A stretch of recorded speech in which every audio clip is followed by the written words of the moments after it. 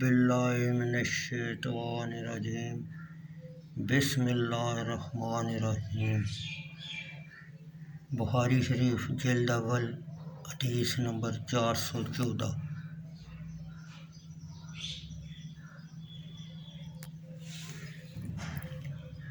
بکریوں کے باڑے میں نماز پڑھنا۔ حضرت انس بن مالک رضی اللہ تعالیٰ عنہ روایت کرتے ہیں، نبی اکرم صلی اللہ علیہ وسلم بکریوں کے باڑے میں نماز پڑھ لیا کرتے تھے۔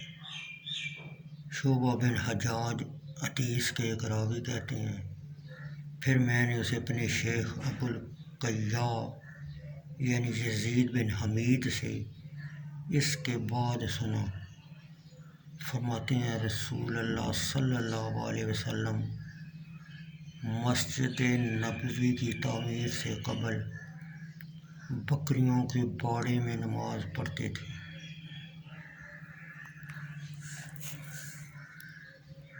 بخاری شریف حدیث نمبر 415 جلد اول۔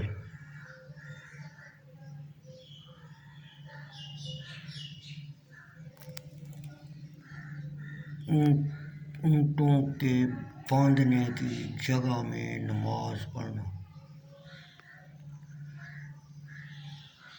عبید اللہ بن عمر بن حفص نافع آزاد کردہ غلام حضرت عبداللہ بن عمر سے روایت کرتے ہیں کہ میں نے حضرت عبداللہ بن عمر رضی اللہ تعالیٰ عنہ کو دیکھا،